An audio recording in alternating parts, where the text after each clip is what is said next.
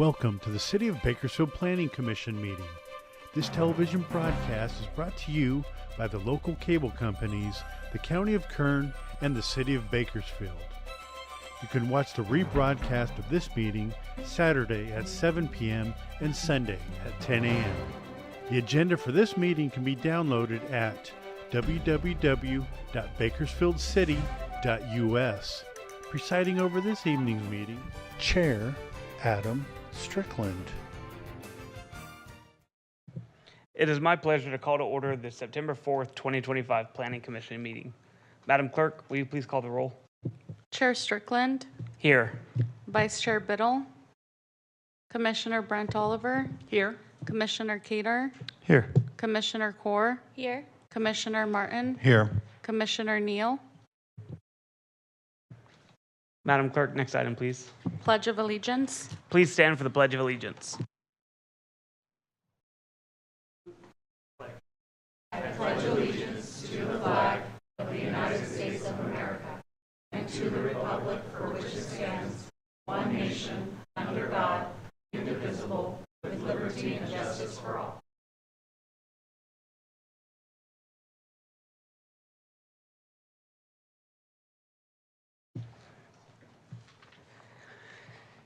Thank you for attending tonight's Planning Commission meeting.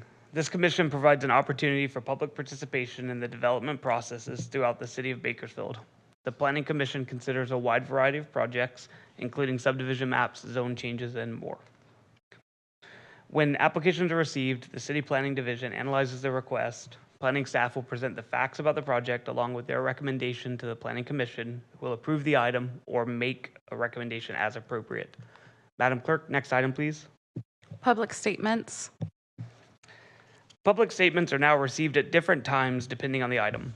I will call on Madam Clerk to call for the public statements at appropriate time, so please listen carefully for the correct time to speak. Non-agenda item 3A, public statements. Does anyone in the audience wish to address the commission tonight regarding items not listed on the agenda? If so, please come forward and state your name. Agenda item 3B, public statements. Does anyone in the audience wish to address the commission regarding items listed on tonight's agenda? If you are here for non-consent public hearing item 6A, now is not the time to speak. You will be given an opportunity to speak at a later time.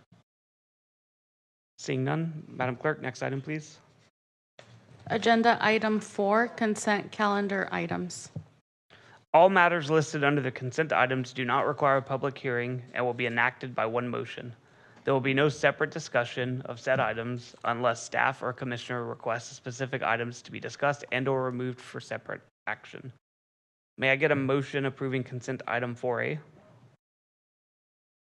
So moved. May I get a second?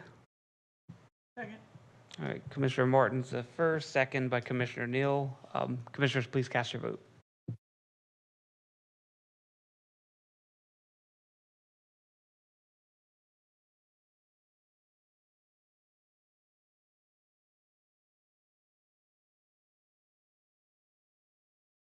Motion passes with Vice Chair Biddle absent and with Commissioner Keeter abstaining. Thank you. Madam Clerk, next item, please. Agenda item 5, there are no consent calendar public hearing items. Thank you, Madam Clerk. Next item, please. Agenda item 6, non-consent public hearing items. Now is the time for non-consent public hearing items. Before we begin, I would like to explain how this hearing will be conducted. Staff will first give a report, then those in favor of the project will be allowed to speak. Those in opposition to the project will be able to speak after all those in favor have spoken. Each side will be given 5 minutes to provide rebuttal comments. Individual speakers may ask questions during their statements, but the questions will not be answered until the public hearing item is closed. Written comments may be given to the clerk, who will provide copies to the commission. Please be respectful to others participating in the hearing by not repeating the remarks of previous speakers and presenting any new comments or thoughts in a concise and clear way. Staff, will you please provide us with your staff report? Chair Strickland, planning commissioners, and members of the public, I am pleased to bring to your commission's review for decision tonight the 6-cycle Bakersfield housing element update for the planning period 2023 to 2031. The housing element update has been a long-term project that the city staff has been working on for nearly 3 years in partnership with Rincon Consultants, who are here tonight to assist in presenting the updated housing element. Commissioners, in addition to the staff report packet you received, you should have received a memo transmitting 2 public comment letters received from the Sierra Club. With that, I will introduce Ms. Brenna Weatherby, Rincon Consultants, and Development Service Director Phil Burns to give tonight's housing element presentation. Commissioners, I just want to take a couple of minutes and talk about this long journey. I think many people may not be aware that this started back in October 2021 with a contract going to City Council, and then a kickoff meeting with city staff and Rincon back in April of 2022. So it's been a long journey, along with 4 reviews by state HCD. And really want to start by thanking a few people. So I've met with several of the planning commissioners over the last week to talk about this kind of a voluminous document. It's about 540 pages or so. The Rincon team, Cassandra Gale, Della Costa, Brenna Weatherby, and several others. City staff, Roque Nino, Really special thanks to Jose Fernandez. He's one of our staffers that spent many, many hours on this. Miss Jenny Byers, her team, Jason Cater, and her staff members that worked on just several programs for this plan. Past city staff, Chris Boyle, Paul Johnson. Our good partners in this process, we had the Leadership Council for Justice and Accountability, Sandra Presencia, Emma De La Rosa, and others in their team. Home Builders Association, Dave Domahowski, Kern Housing Authority, Stephen Pells, Habitat Humanity, Ron White. We had several CBOs helped with us, the Greenfield Walking Group, the Downtown Business Association. This one I'm going to mess up, Visionet Compresse, Bakersfield Senior Center, Lily Parker, and we're just excited to finally be back in front of this commission, and that'll hand it over to Brenna for the presentation. Thank you. Good evening, Commissioner Strickland, commissioners.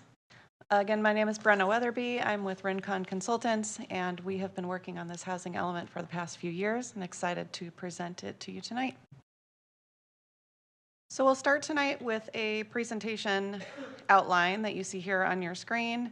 We're going to talk about the housing element, do a little overview of what's contained in a housing element, why we do a housing element, and then get into some of the specifics. The things like what is actually in the housing element, what is RHNA, what's the site inventory, and then dive into the housing plan, which is really the meat of the housing element. Finally, we'll ask for a recommendation from the Planning Commission for adoption of the housing element. So first, let's start with an overview of housing elements. A housing element is a required element of the general plan. It is one of the 12 elements of Bakersfield's general plan. Now, unlike other elements, the housing element is required by state law to be updated every 8 years. The statutory deadline for certification of this housing element was January 31st, 2023, and the time period covered extends to 2031. A housing element is essentially a plan for projected housing needs. So you take a look at what the city is facing in terms of how many units they have to prepare for, and how are they going to prepare for any future residential development, as well as preservation and rehabilitation. A housing element covers these main themes that you'll see here on your screen. So it identifies current and future housing needs. This includes ensuring adequate housing for current and future residents. It identifies opportunities and barriers to housing production. Now, these are the potential constraints or roadblocks to housing production. Things like they can be governmental, non-governmental. Is housing fair for all? A housing element also establishes an action plan to meet housing needs. Again, I mentioned this is really the meat of the housing element. It's the identification of actions that the city would take to address identified needs and constraints. And finally, a housing element updates city practices and regulations to reflect new state laws.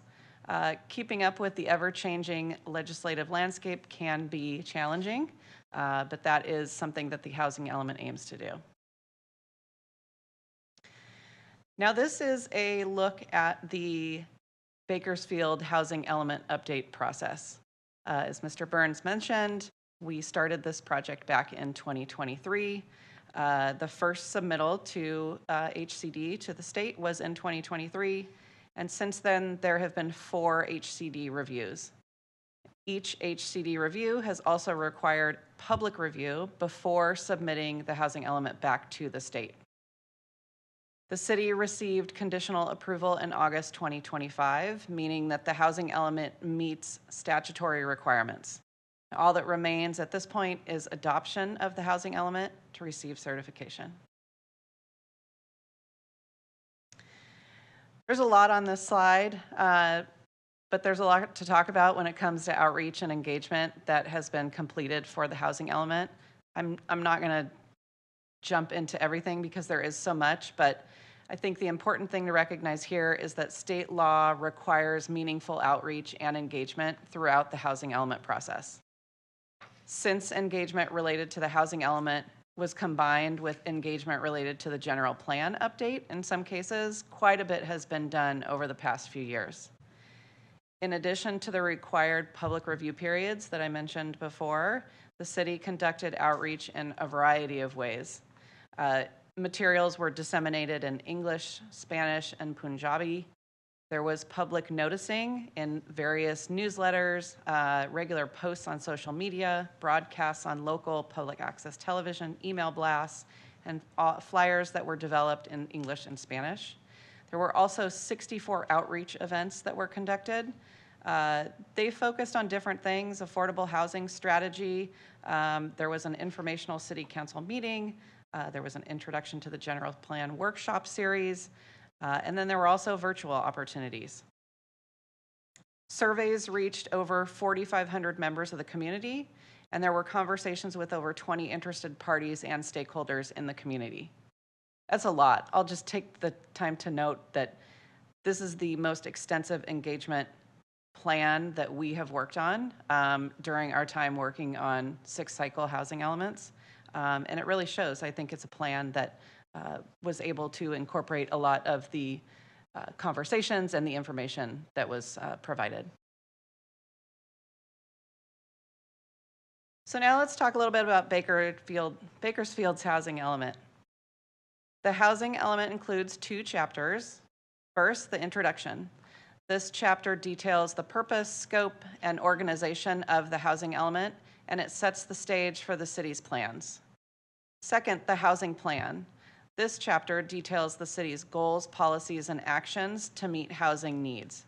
These are the actions that the city will take to address current and future housing needs, constraints, and to address fair housing issues. There are also 6 appendices that are included in the housing element: a summary of public outreach, a housing needs assessment, housing constraints assessment, a chapter called AFFH, which stands for Affirmatively Furthering Fair Housing, housing resources, and also a review of accomplishments or progress from the 5th cycle. Now there's a lot of numbers on this slide. This slide details the Regional Housing Needs Allocation, or RHNA. It's something we talk a lot about when it comes to housing elements. RHNA is the quantified number of units that the city must plan for or accommodate through the housing element and through rezoning or zoning in some cases. The city's RHNA for this cycle was determined by the state and by Kern-COG. And Bakersfield's 6th cycle RHNA is high, 37,461 units, slightly higher than the 5th cycle RHNA of 36,290 units. Units are distributed into 4 income categories when a city receives their RHNA. Each income category represents a percentage of the area median income. You'll see those listed up towards the top of the screen there. There are currently approximately 125,143 residential units in Bakersfield. So it's important to note that full build out of the RHNA would increase Bakersfield's housing stock by 30%.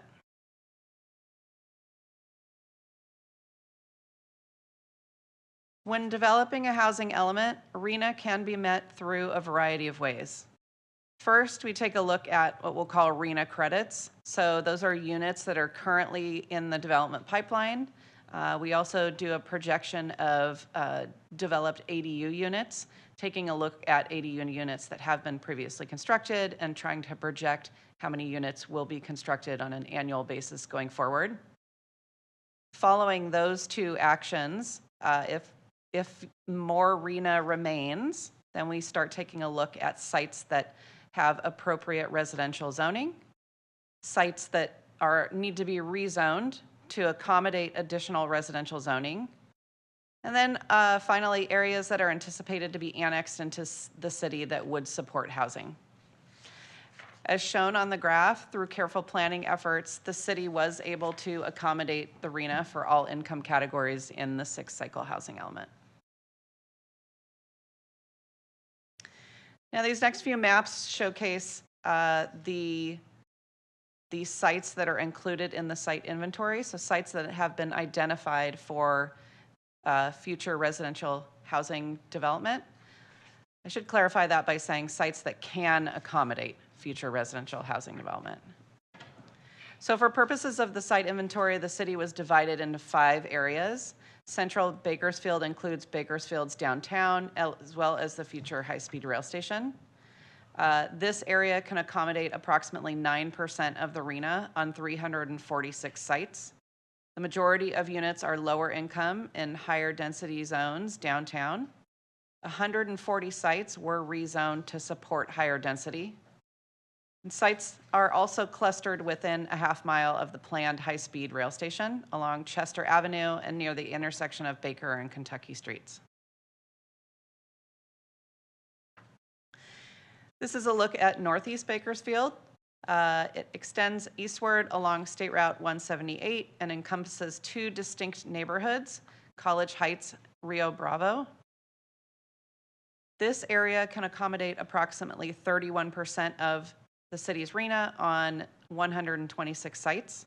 Sites are mostly large, vacant, and zoned for low density. 25 sites were identified that could support higher density. This is a look at Northwest Bakersfield. It's primarily residential and commercial area. Consists of River Lakes Ranch and Bakersfield Commons. This area can accommodate approximately 20% of the RHNA on 44 sites. 25 sites were rezoned to support high density. This is Southeast Bakersfield. Contains the Martin Luther King and Cottonwood communities. Can accommodate approximately 24% of the RHNA on 146 sites. 58 sites were rezoned to support high density. And finally, Southwest Bakersfield, home to Cal State University Bakersfield, major office and shopping districts like the Park at the Riverwalk, and residential neighborhoods Seven Oaks, Stockdale, and West Main. This area can accommodate approximately 15% of the RHNA on 85 sites. 35 sites were rezoned to support high density. I want to talk a little bit about the housing plan. The housing plan details the goals, policies, and implementation program to support housing development, rehabilitation, preservation, and administration. The housing plan addresses a number of things, including public comments, housing needs, governmental constraints, and fair housing issues.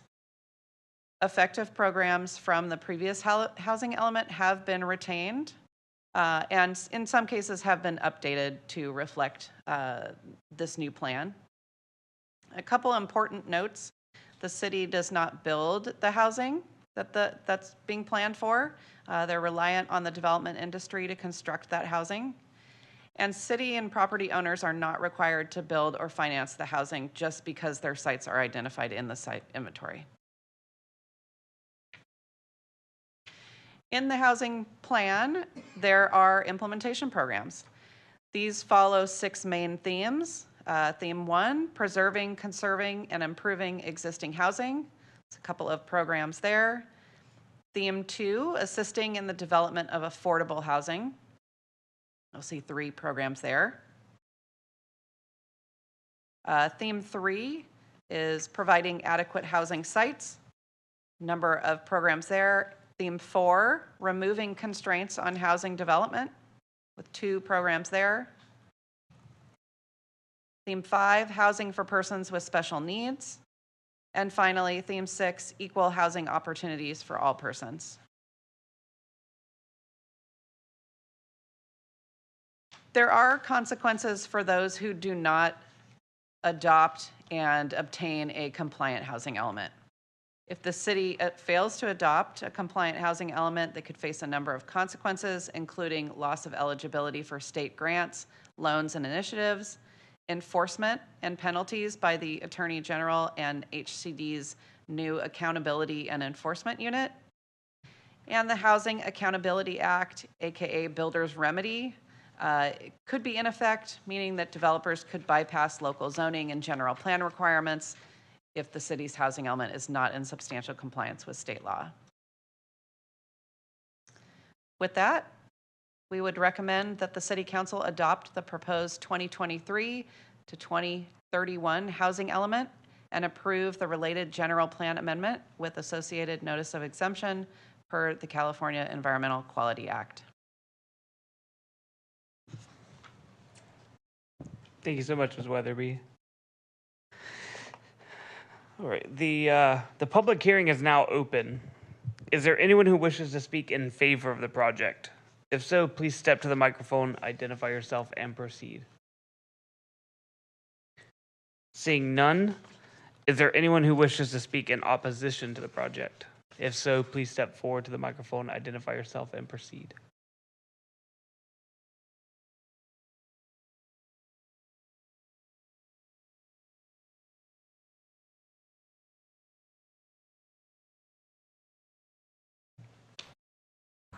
Good evening, everyone. My name is Emma de la Rosa, and I'm a policy manager with Leadership Council for Justice and Accountability. And I really appreciated Mr. Burns mentioning everyone who the city has worked with. It's definitely been a huge undertaking, and I don't mean to. And me speaking during the opposition section of this housing element, I don't mean to disregard all of the hard work that went into it. We just want to raise a few additional points that I think were not mentioned during the meeting. During the presentation. So we have been following the housing element process from the very beginning, and there's been a number of residents who have engaged throughout the last few years alongside Leadership Council, alongside other community organizations, and at these workshops that were mentioned earlier. And I do agree that the plan itself, I think, is reflective of what residents have asked for. I will say, though, that some of the commitments as the actions, a lot of those are written in a way where if there isn't any political will, we will not see a difference in the implementation of the housing programs. We won't see a difference in affordability. We won't see a reduction in homelessness populations. We won't see an increase in affordable housing developments. And so it's not only, staff who has a role in this, it's also your role, it's also the city council's role, and your role to ensure that these programs actually take place will be extremely important. And I really want to emphasize that because city staff have put in a lot of great work into this, and without your support, we will not see a difference. And so we really want to ensure that y'all are supporting the great efforts that they've made. However, I do want to mention that in addition to adoption of the housing element, HCD is currently still reviewing the rezones that were requested. That was, I know it was mentioned in your staff report. And however, they do need to approve those before finding the housing element in compliance. As the city moves towards implementation of the housing element, I want to remind that the community engagement and participation isn't just during the development of the housing element, it's also throughout the implementation. So we encourage staff and everyone else to please continue to work with us, continue to work with the organizations that were mentioned, and with residents. I also want to flag that MLK Community Initiative was also part of this this process, and the Bakersfield Singers Housing Development, the tenant union was also part of engaging in this housing element. And last, also want to mention that there's a few timelines in the housing element that perhaps were not updated. There specifically, there's Action 2.2, 5.5, and Action 5.8 that have deadlines that were meant to be completed January of 2025. So it's not clear at this moment whether those deadlines have been met, or maybe we need to go back and change those deadlines to make sure that they're done adequately. And once the housing element is adopted, something that wasn't mentioned is that every year there needs to be an annual progress report. I'm sorry if you did mention it and I blanked. But the annual progress report will be coming before the city council. That is a requirement by housing law. And it needs to be considered at an annual meeting by the legislative body, and it must describe the progress made. And that progress needs to encompass the housing element program implementation, also how far we've met the RHNA. It is true that the city does not build housing. However, it is your responsibility to facilitate the development of that housing. And if the programs that have been adopted are not doing what they're meant to be doing, then that's when we need to revisit, right? And I do appreciate staff's incorporation of an annual review of how efficient programs how efficient programs are to build that housing. But I also, again, encourage you all as the Planning Commission and in your own respective roles to consider how well we are meeting the RHNA. A lot of times what ends up happening is we see more high income or moderate income housing, moving forward because obviously the market drives that, but we see less and less permits coming in before you for approval for affordable housing. So if that's the case, if you notice that pattern, I welcome you and encourage you to please ask the questions. Why are we not seeing it? What can we do to improve our facilitation of affordable housing? And lastly, just again, want to thank everyone and appreciate the city staff's willingness to work with us and read all of our long letters. And yeah, thanks everyone. Thank you, Ms. De La Rosa.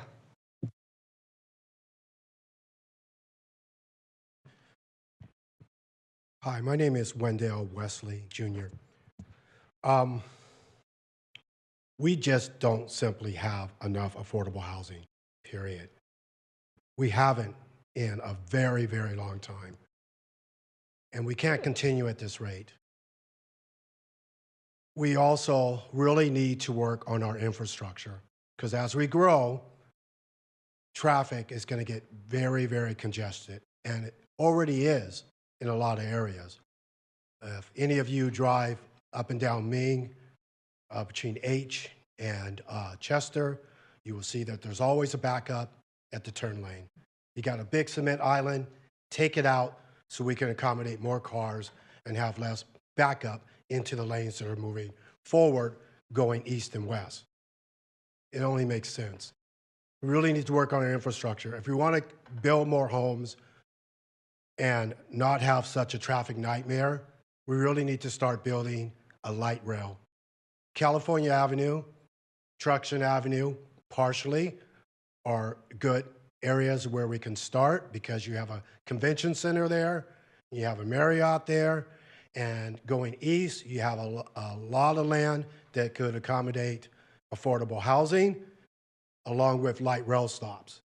A lot of people at low incomes don't even have vehicles. I'm very fortunate, I have a vehicle, but someday someone might tell me, sorry, sir, you can't drive no more. Then what?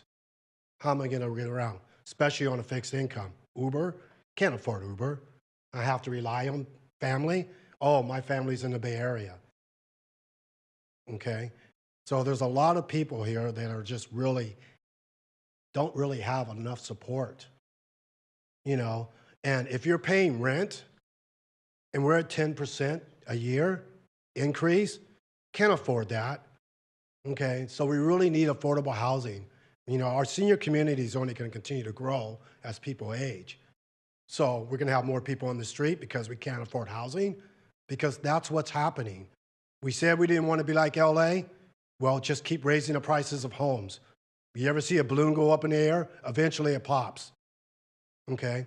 That's what's happening. We've had homes that we've built that's been sitting for 3 years. The sale of homes have slowed over the last 3 years because they're too high. Yeah, someone's gonna buy them eventually, but they're sitting.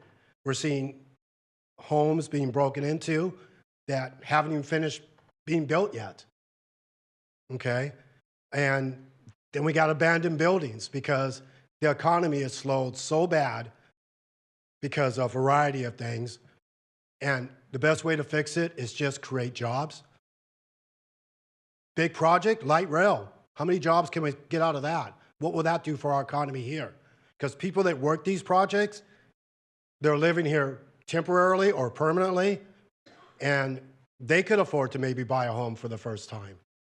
We need more projects, we need more jobs, especially if you're going to keep jacking up the prices. But the reality is, it's good to have balance, okay?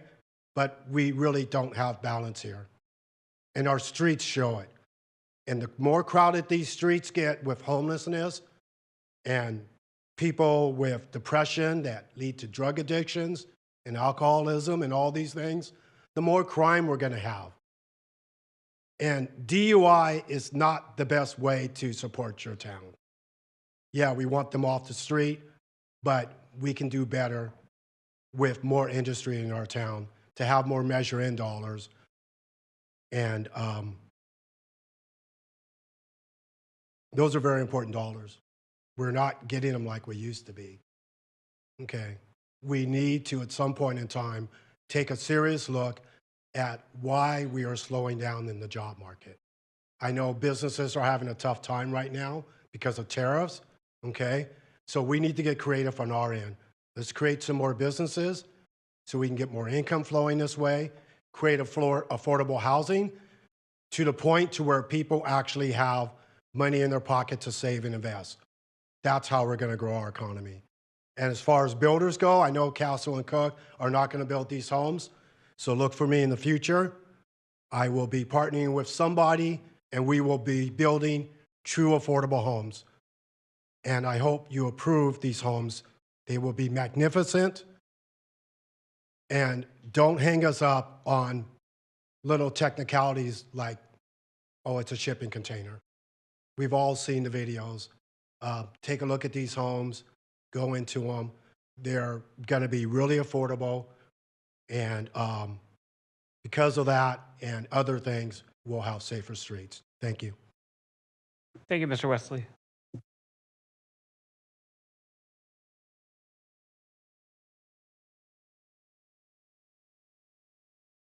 Good evening. I am Empress Nointa Zikilelo. And I do want to commend Phil Burns and Jenny Byers. We've worked with them, and also Daniel Cater. It is a pleasure to come before you this evening. I have some concern about high density.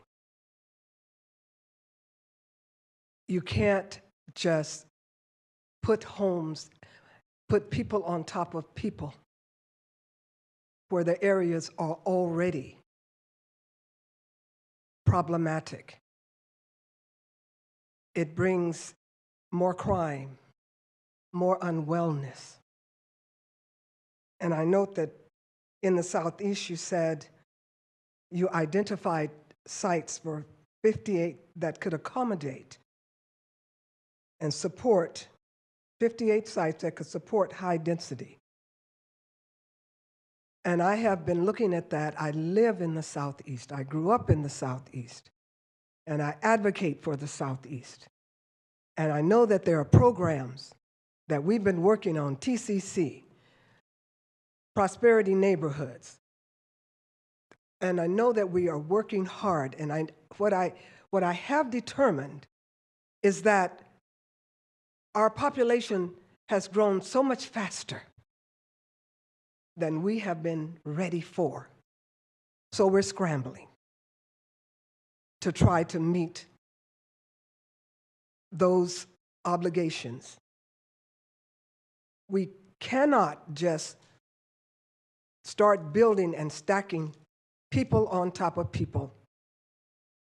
When I returned here in 2010, and I was over in the senior complex off of California, N and O and M, and I was doing outreach, and I saw going in there where people looked like they were living in little cubby holes. And I said, dear God, I don't want to live like this. None of you want to live that way either. I'm seeing the new things, the new buildings that are coming up over on Baker. We have the Renaissance now. We have the ones across the street. I live right on that area. I can walk Baker. And we know what's happening out there. And we're talking about revitalizing that area and bringing it back. And we want that. But we must take care of what is already there. Don't just throw up buildings to meet your obligations, to get your funding, especially in the areas that have been long underserved and neglected. Don't do that. And I will be 80 this month. And I've seen a lot. And I know that I probably got maybe another 20 years, we don't know. But as long as I can speak and be a voice, I will fight against that. I was part of SOAR, and last week or the week before where we had a Zoom, and I brought up the issue again about high density and the crime and the unwellness. And I know we've lived in those areas. We've lived that. And someone said, oh, no, it doesn't happen. It doesn't cause that. That's not true. That's not true. So I'm asking you, think very clearly, very hard. Think, what would you want for yourself? How would you want to live? Would you want to be stacked on top of each other? I don't think so. I spoke with the young people at Renaissance about a week ago. And they were talking about things that they would like to have. It would have been nice to have a pool. I said yes, because it was so hot. It's been hot, we know that. But we already are seeing problems there. We're monitoring that. So we're already seeing problems when you have too many people. Think very, very seriously. What would you want for your family? How would you want to live? Don't create more crime where we're already dealing with it. More unwellness, more disease. Think about it. Thank you.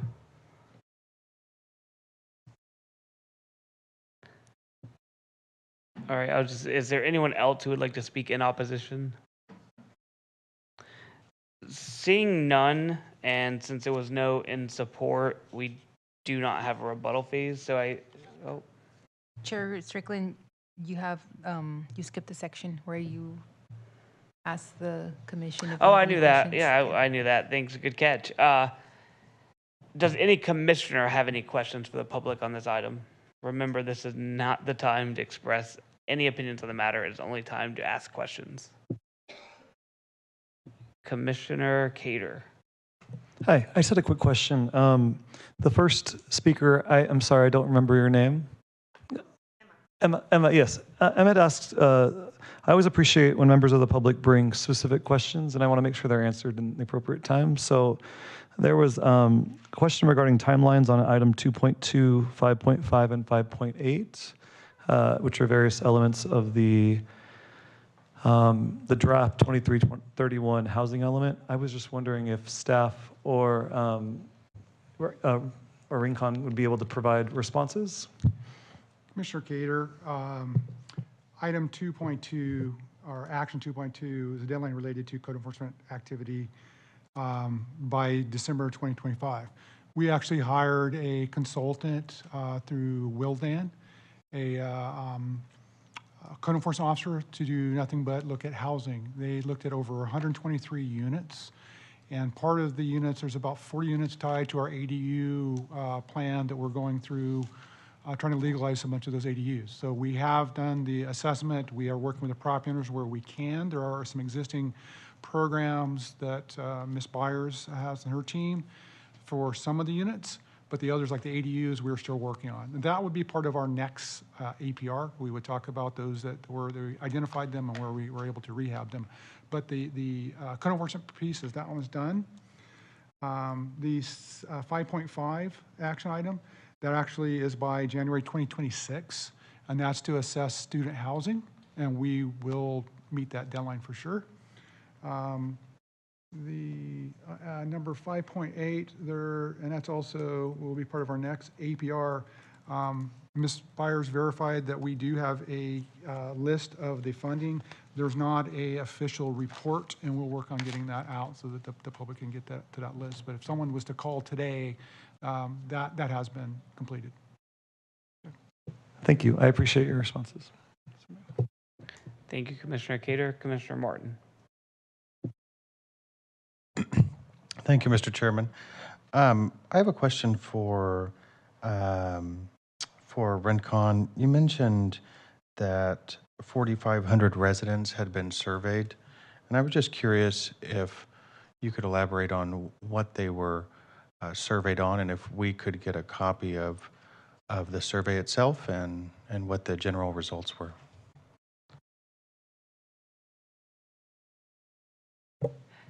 Commissioner Martin, I believe that there were multiple surveys that were conducted. The city does have copies of those survey questions that were asked. We have copies of all of the responses that were provided, so we can provide those to you at a later date. Yeah, that'd be great. Yeah, I'd like to have that in for city staff. Thank you, Phil, and thank you. It was a very thorough presentation. Thank you. Any? Sure. Oh, yeah. Commissioner Neal?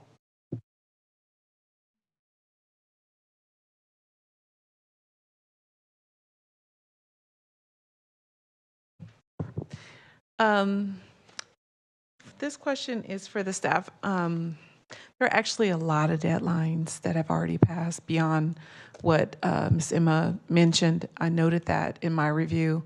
I spent a lot of time with this document. Thank you for printing it out for me.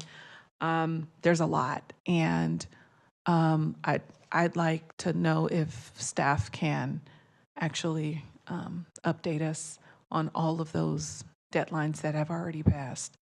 And then my other question was, I noticed in the report, looking at the various demographics and certain characteristics like income and employment that impact affordability of housing. I noticed that African American people are at the very bottom,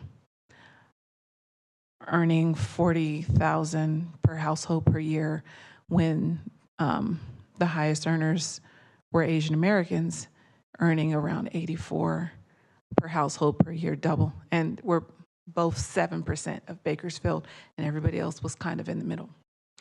I had a question though, because I didn't see anywhere in the report where race was correlated to low income or very low income.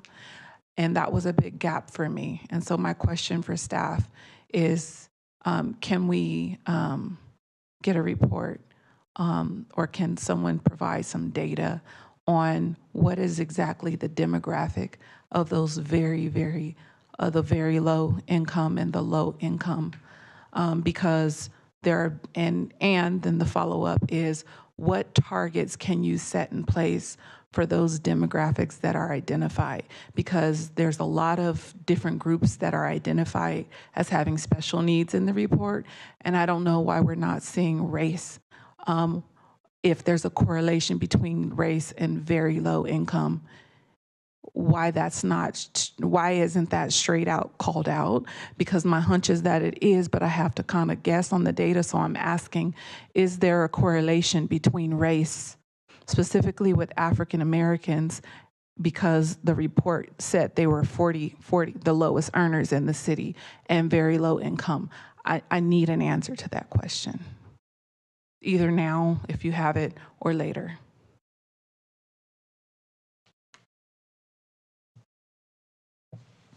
Commissioner Neal, we'll have to get back to you on the data for that specific item, and we will bring that back to a future. Yes, and I'd like to see very low income as a specific, well, I'll talk about it later, but follow-up question. Sure. If a pattern there is identified, is staff willing to try to put some action items in place to try to address the needs of those very low income earners specifically? Commissioner Neal, right now we have this housing element in front of you with numerous actions. It would be difficult to add a specific action item for that right now, knowing all the other actions and knowing that there are specific actions to address housing for individuals of that income level, not for specific groups. So I think it's covered, it's just not broken into specific race groups. And I would hesitate on us going down that whole. Because I think you then start segregating the funding and ability for housing, and I don't know how you actually do that. You're trying to create housing projects and housing units for everyone. So we can get you the data, Yeah. but I really wouldn't recommend trying to do an action to narrow that down. I think it makes it more difficult to provide that housing. Well, you're working with community organizations, right, in the development of this report and organizing and engaging. And so the question is, if you see a correlation in the data that is showing you where the gaps are and the people that are falling into the gaps, is there something that the city can commit to looking at or doing?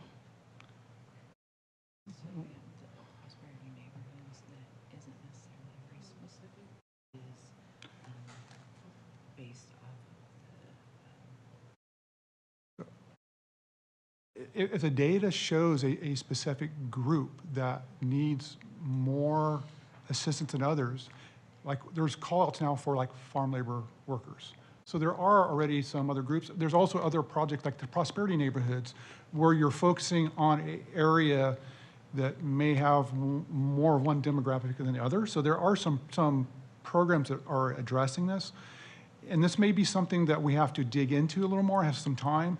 And one of our items we have to do with this housing element is we have to reassess at that mid-level before the end of 2027. So we may have to dig into this more and by then come back with not only what the data looks like, but what are eligible programs and what can we do. Okay, so thank you for that. And so my specific ask would be for the data on who makes up the very low income, a breakdown of who makes up. Is it female? Is it female? Is it black, white, Latino? What exactly? What's the age group? What's that demographic? I wanna know more about it. We will dig into that for you for sure. You may want to look at the Appendix D, the affirmative furthering fair housing, because that section really digs into that deep. I looked through it. We will also go back and dig I into looked through it. I didn't see what I'm looking for.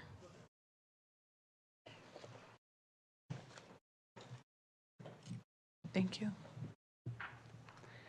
I had more of a comment.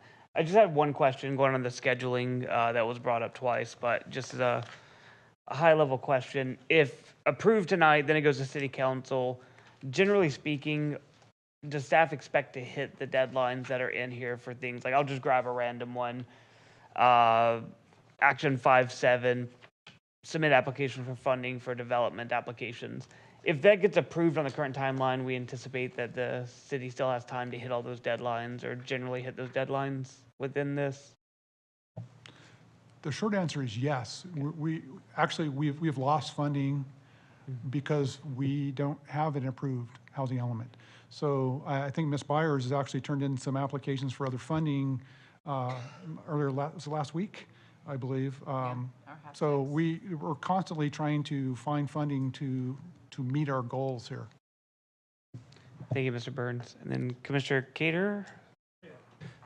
I just thought in the question time, I think it'd be helpful. I just had a question contextualizing this housing element in context to the larger policies surrounding housing, because I think, when we all began, I don't think, because it's not the time to give comments, but when we began meeting at the beginning of this process, the line, the city does not provide housing, we are just facilitating the accommodation for housing.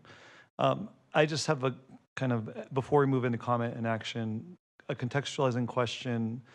If staff could just provide, a few statements regarding the context of this document and what it sets us out as a city to do independent of this document, and really what this document is committing to versus, because to me, this is not resulting, it seems like this is not resulting in 37,000 additional units of housing, but it is hopefully setting us on a lens and a path towards the ability to provide 37,000 and change units of housing.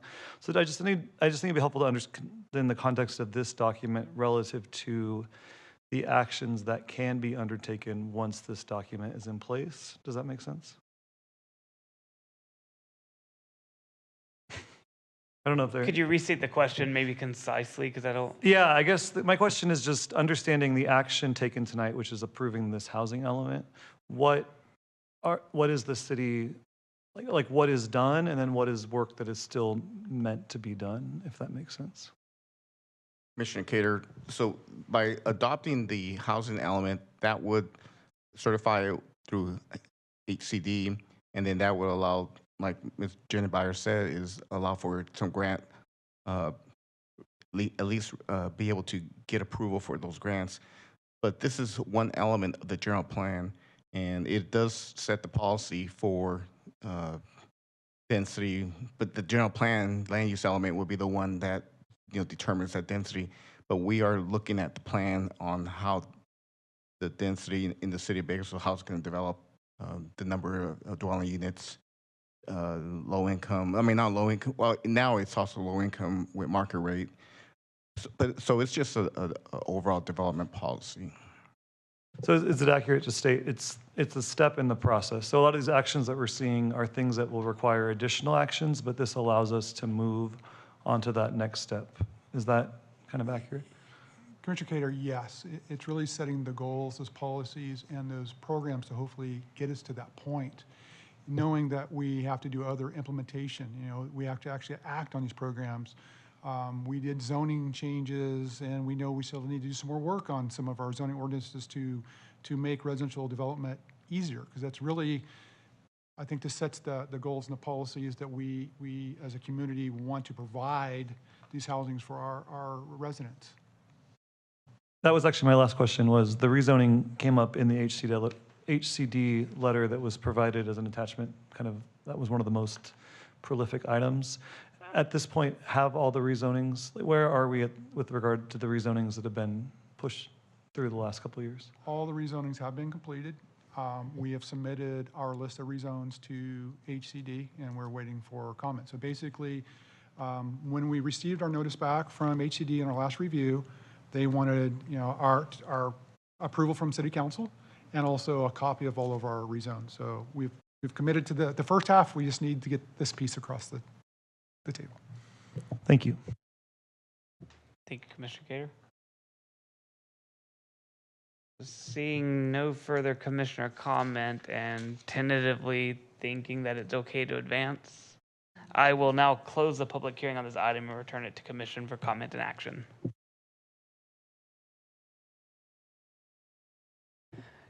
Commissioner Neal? All right. I want to thank the city for their work on this. I sat in one of the workshops, I think probably about a year or two ago, when this was being planned, and this did come before commission previously. I have two comments three that are really kind of overarching comments on this. Obviously, we need to pass this housing element tonight so that we can move forward. But I didn't want to do so without raising my comments. The first time this came before commission, we were told that we couldn't make a change because we needed to submit it to HCD, and that if we made any changes to it at that time, that we would delay the process, and we were already late, right? And so that went forward. And then what I'm noticing is, and I know that it was said by staff that this has actually been the most engaged process for a housing element. But when I look at some of the numbers on here and how they compared to our population, I question that. And the reason why I asked specifically for facts about the very low income, and we need to know those demographics because we need to know who to target to get engaged. We need to know who to target when we have funding. We need to know what organizations in our community to connect to to actually make these things, put the funding with the energies of the community to actually change these numbers. So it's important to identify who is beneath the numbers, the people beneath the numbers. That's very important. And I love what Empress said, the human aspect of it. When you're thinking about planning this, think about your own family and where you want them to be, but also think about people you love and their demographics and where they fit into this plan. And for me personally, it was very, very hard to see the numbers that I saw in this report and not to see any efforts to try to address the gap in the report. I looked at Appendix D, page 5 and 15 talk about race. They don't talk about that. And so you can look at that. But my overarching comment is that I felt like there was a lot of hurry up, and rushing in it. I know it took a few years, but we started behind. We started in January of 2023, right? It was due in January of 2023. That's what I heard. And we started. So we're already 2 years into this 8-year cycle, still trying to rush it through and keep our funding. I would like to know if other cities do it differently. Do they get out ahead of it before the 8-year period that it represents? Do they start the process for planning for that next housing element cycle ahead of time? Or are they kind of like we are, and someone described it as just kind of scrambling because we've grown so much, and now we're trying to figure out how to design a plan to meet these numbers, but we're mid-plan and we don't even have updates on everything in the plan that has already deadlines that have passed. That was pointed out. I noticed that too. So there's a lot of issues with timing in here, and that really stood out to me because we all show up at work on time because we want to get paid, right? We all show up at events on time because we wanted to actually to participate. For me, the timing and being kind of behind on the timing, like consistently, I don't know if this happens in other cities or if it's unique to our city, but I think a lot of effort should be spent on catching up on where we are now in this current plan, and then also thinking about how we can plan ahead for the next cycle so that we're not mid-cycle approving a plan years behind the due date. And the other thing is, because when we do that, we don't get to do as much engagement, because I would like, when it came to commission, to have had more time to engage with it directly with the staff on it. So this is what I'm saying. So the timing is a big thing. I also felt like a lot of the action items were like, we're going to do 10 over the course of the next 8 years. We're going to, there were some numbers that I was like, 8 for, I'm not even going to turn to them for some of the action items, but they were minuscule compared to the need. And so I saw that and it really hit me.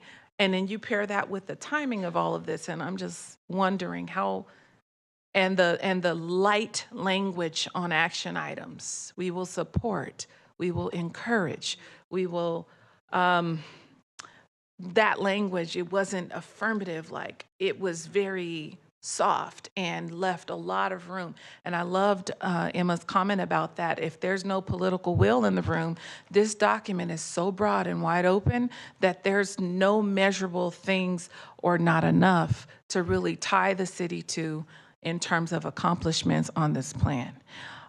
So that was my other comment is firming. We're not going to make any changes to it. We need to pass it.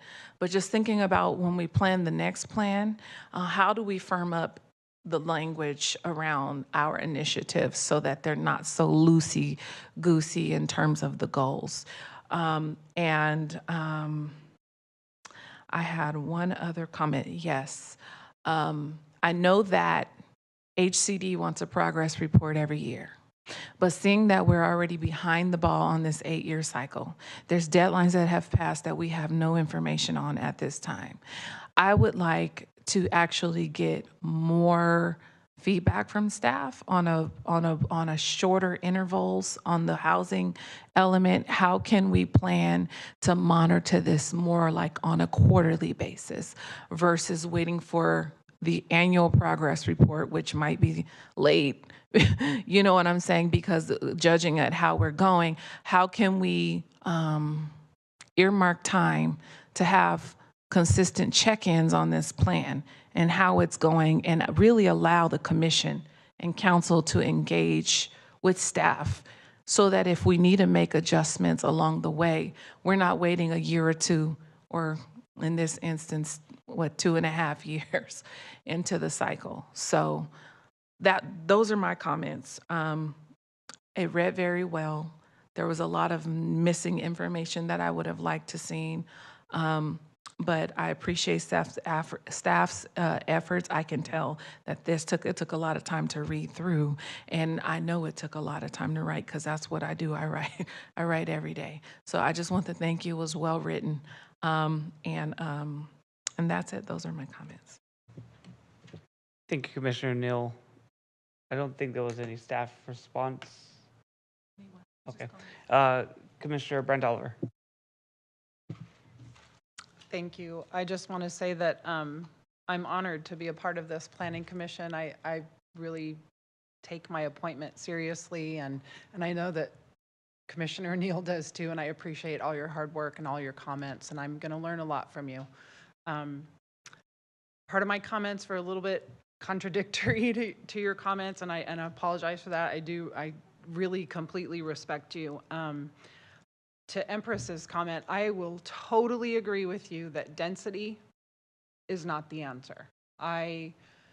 Unfortunately, our state has defined, and I am completely against this, that density equals affordability. And it's a complete, in my opinion, it is not an answer.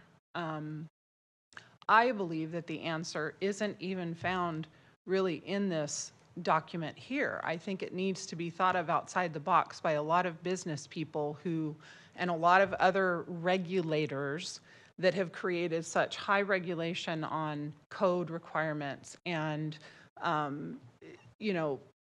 restrictions on whether or not you can have gas appliances and, things like that. It's at a bigger scale than what we have. I think that we need a lot of, you mentioned having a lot of political, what was the word? I loved the way you put it, or Ms. De La Rosa said that, that political will, so I love your engagement. I'm listening to all of you. I unfortunately don't also agree that I feel like Ms. Neal is hoping that it's the city's job to help build these spaces, and I just don't know that I even agree with that. And I question, I really would hope that it becomes more of the nonprofits' jobs, and the city can help us, help those organizations and the other community members to do the job and not put such a burden on our city. I think it's almost unfortunate that the state has required this level of commitment. I actually like that the document is written with a little wiggle room for that reason, for the reason that I do think people are going to step up. I love Mr. Wesley's idea about containers. I am all for that. I am absolutely for thinking outside the box and finding affordable solutions. I drove some of the neighborhoods this weekend, and I really, really was like shocked at how many empty lots are actually out there. And I'm like, why? Why isn't some, developer going in there and throwing a couple houses up, So I really hope that you are successful at your plan, and I thank you for doing that. Anyway, those are just my comments, and I appreciate all the listening. Thank you, Commissioner Brent Oliver. Commissioner Martin. Thank you, Mr. Chairman. So first I want to say, I agree with Commissioner Neal on the points of where we kind of, and we've talked, I know I've talked about this before, where sometimes it feels like there's a big rush. We have to do, we have to do this, and, we're already years behind. But at the same time, and Empress, I agreed with your points too of, high density is not just the answer. And I think part of the problem is government gets involved and says, we have to build these things. That's not government's role. Our role should be to try to implement the best regulations we can, but to allow people to build and allow growth. In 2000, and I was just kind of looking while we're up here, in August of 2020, the average home cost here in Bakersfield was $224,000.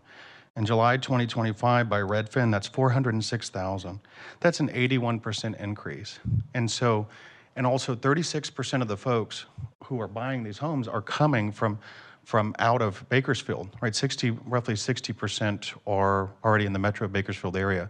And why is that? Because that, average housing cost in LA County, right, $889,000. So we're seeing a lot of growth and a lot of movement to our community. But we have to be very conscientious about how we do that. And the problem is, so similar states, in California, the average from beginning to planning to building a home, the average is about 24 months. In some of the coastal cities, it's more. I know Commissioner Brant Oliver, you build houses. You understand this. And so why is that? In other states like Texas and Oklahoma, it's about 9 months from beginning to end. And that's not our planning department's fault. We're dealing with CEQA. We're dealing with EIRs. We're dealing with other things. And so the problem is the state of California that's now in a panic to say, we've got to start doing this no matter what it takes for high density, and we got to do this, is the same state government that has put all these regulations that's made it very hard and very expensive, mind you, for people to buy homes of every socioeconomic class. And so it has really put a burden on those, and now all of a sudden it's, well, we're 37,000 behind, we need to pass this, we have to get this done. But we should have thought about that through all of the regulatory process. So I agree with Commissioner Brant Oliver in that it is not government's role to say, we have to get these houses and we have to build them and it's our responsibility. The builders and the free market and private industry will help with that. Now we can guide through regulations, and I hope and pray that this state will allow us to speed up the process, to reduce the cost. Now, I'm not convinced of that right now. And I sure hope at the same time, just like we had something come before this commission a few weeks ago, where they're putting smaller lots and people are upset and so on and so forth. So I hope we do this thoughtfully. I hope we plan this, that we aren't just throwing high density in and saying, well, we got our job done now because we've been years behind because of regulation, over-regulation, and strangulation by the state government. So I hope that we can do this in a thoughtful way, but I do not think the high density solution is that answer. I think we have to do it more thoughtfully. So I wish we did have more time to come back on this. I understand that there is a housing crisis, but how we got here was through over-regulation. And I hope that private industry will continue to step up and continue to build. But there are quite a few problems that I have with this plan as it sits. Understanding we need funding, understanding all of these things, the state has once again put strangulations on us, and I hope our community doesn't suffer for that in the long run. So that's my comments, Mr. Chairman. Thank you, Commissioner Martin. Commissioner Cater? Thank you. I was going to ask if I could reference a few slides in the presentation, if that's possible. Is it possible to pull up? I was hoping if we could go to the slide that compared our current RHNA Cycle 6 numbers to the numbers of the Cycle 5 versus the actuals. I think it might be the next one. Maybe the next one.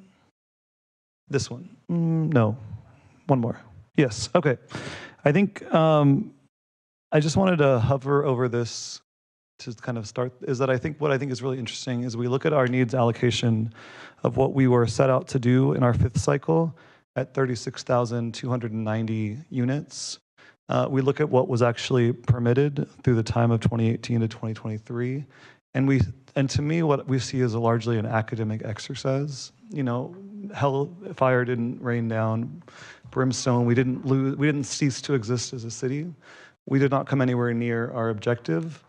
And so to me, as we look at this tonight, I would just challenge my fellow commissioners, challenge the city that what we're looking at really is a commitment to be more fluent in planning processes, to align ourselves with state standards. And I think, to me, the ask to city staff is that we look at these annual check-ins as an opportunity to learn how we are becoming more competitive as a city, in a state, how we're going after money for those vulnerable populations, how this document has allowed us to be fluent in a way that we were not currently. Because I think what you notice, we did not meet our housing objectives overall, but we also provided very few affordable units in that mix. And so to me, having the opportunity to hear about the housing element many times now on this commission, you know, I think we pay a price for not understanding the context of where we live and what is asked of us, you know. And so I'd be interested, as we look at these annual reports, to learn how the city is leveraging a compliant housing element to really go after these targets and these action items, be it identifying vulnerable populations that have specialized where specialized sources of funding exist, and we are now competitive in a way that we were not.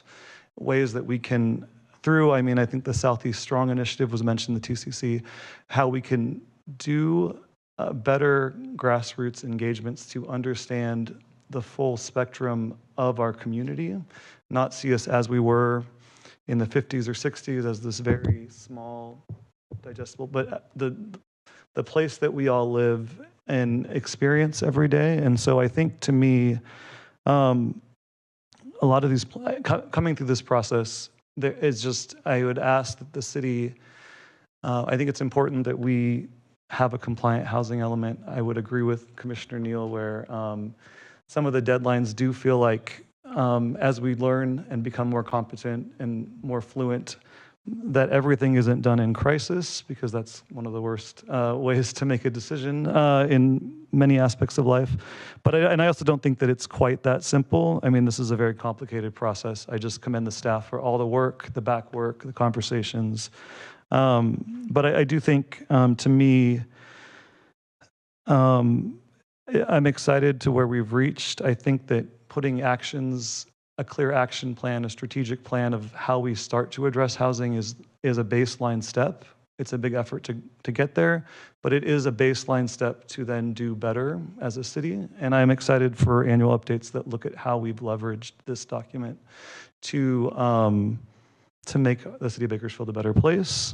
And you know, with that, I did have the opportunity to meet with the planning staff in preparation of this meeting, and I just think that goes into, I think, our public speaker, Empress. I mean, the idea of, you know, placemaking, space making is, I'm blessed. I feel blessed to be able to do it as a profession, but I think it takes an understanding of the human condition, the human experience, and I think planning documents can sometimes be a little bit dry, a little cut and dry. I would argue, I don't want to make you slow with the first presentation. I always comment that beautiful multifamily project that's on the cover of the housing element is currently only permitted in like 0.5% of Bakersfield. And so we need to be cautious about what our zoning laws say versus what we ascribe to. But I think people don't experience a city in numbers, in stats. They experience them in great spaces, great places. And I think density can look like a thoughtful fourplex. It can look like a thoughtful mid-rise. It can look like a neighborhood of very attractive single-family homes. And I think just seeing this document as sort of a guiding light towards a Bakersfield that is more livable, that is more equitable, and that we can all be very proud of and put our best foot forward. And I just thank you for your work to getting us to this point today. So. Thank you, Commissioner Cater. one of the great things about going last is I get to just say ditto to basically everyone who's spoken tonight, right? I think everyone's raised good points that I agree with. I also would like to kind of go back to a couple slides here. And I don't know the order. The one is the schedule of this housing element, if you don't mind. I think it was like one of the very first slides. There. So I was lucky enough that I've gone through some of the public outreach on this. I was at one of the Rincon attended presentations on it, workshop last year. That's a lot of engagement. Coming from someone who's a consultant for a living, that's a lot of public engagement. And the thing I struggle with in this side of the dais is to get 4,500 comments back or 4,500 engagements over this process is a lot more than you think. I do consultant work for municipalities throughout the U.S. and they pay us and don't answer our questions and don't respond to us, and they're paying us to ask the questions. So to get public comment on that and to incorporate public comment and to continue outreach, again, I think this is a really good effort. And I hate that we're kind of feeling pressured and under the gun, and I don't want it to reflect on the process Rincon has gone through. I think it's just the process that's been created with this entire process is meant to put us how we are today. It is meant to create boundaries that are going to be very hard to push. And then we're a little bit behind, we're under the gun. But I want to say, I really like a lot of the programs that are in here. And if we could just go to the slide, I think you start talking about some of the programs for each of the sections, each of our 5 sections. You've got some examples of programs. The only real comment I have on the whole presentation is as we get into, I think next forward, and you've got like after this, you go through examples of programs like the special needs programs that are in each section. It's much further than I thought there, a little bit further. You actually start getting into there. The only comment I would have is I'm still bright-eyed enough to think that at home on YouTube, there's 250 Bakersfieldians watching this. And tonight they're going to get home from work and they're going to download the commission and they're going to watch it. And then next week they're going to show up to city council and be here. I'd really like to high-level some of these in the presentations. I was fortunate enough to be able to read 600 pages of this between, last week and today. I don't think a lot of people are. So I think if we're going to have public comment sections, or at least public opportunity, it would be a strength to talk about why is this really beneficial? Why is this really important for the HCD? Because I think right now it really comes off we're under the gun and we need to get this approved so we don't lose funding. But it's really, we need to get this approved because some of these programs are really, really great programs that we should strive towards. We should strive to help fund low-income housing. We should strive to help provide safe and sanitary housing. I think these are great programs. I really love it. Great document. Just maybe, if you don't mind, kind of speak to some of these at the next time we do this update, just to give an update. So that's all the comments I had. Again, thank you so much for both the city staff and Rincon for the work you've done, and all the other agencies and groups, but thank you so much. And I think I will take a motion.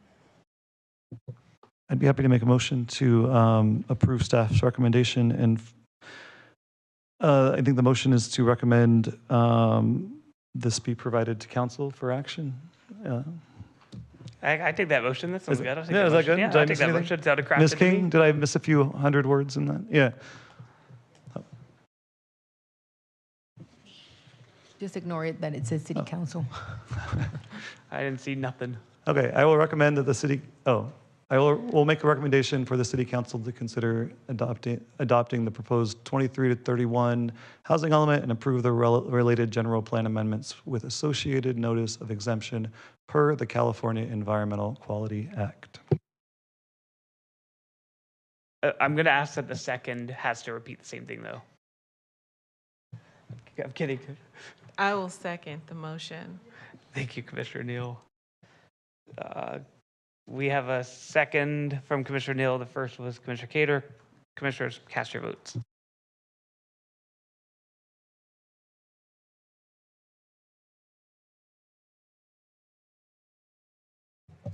Motion passes with Vice Chair Biddle absent and with Commissioner Martin voting no.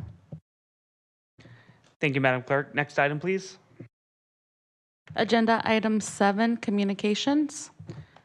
Does staff have any communication items? Chair Strickland, we have one item to report on. The next regular scheduled Plan Commission meeting is next 2 weeks, September 18th. That is all I have to report. Thank you, sir. Madam Clerk, next item, please. Agenda item 8, commissioner comments. Does any commissioner have any comments? Seeing none, Madam Clerk, next. Sorry, I would jump the gun. Commissioner Martin? Yeah, I just want to say, even though I did vote no, I want to thank the consultant and the staff. I understand this process is incredibly lengthy, and you're trying to navigate the state and all the different changes that happen all the time. And I genuinely want to thank you very much for all the work that you guys have done on this. I understand it's navigating a lot. And like Mr. Chairman, I made it through, I want to say about 400 pages, so you beat me. But I'm learning a lot about it as well. And there was just a few reasons that I did. But thank you for your work on this. Thank you, Commissioner Martin. Seeing no others, Madam Clerk, next item, please. Agenda item 9, adjournment. The September 4th, 2025 Planning Commission meeting is adjourned at 6:51 p.m.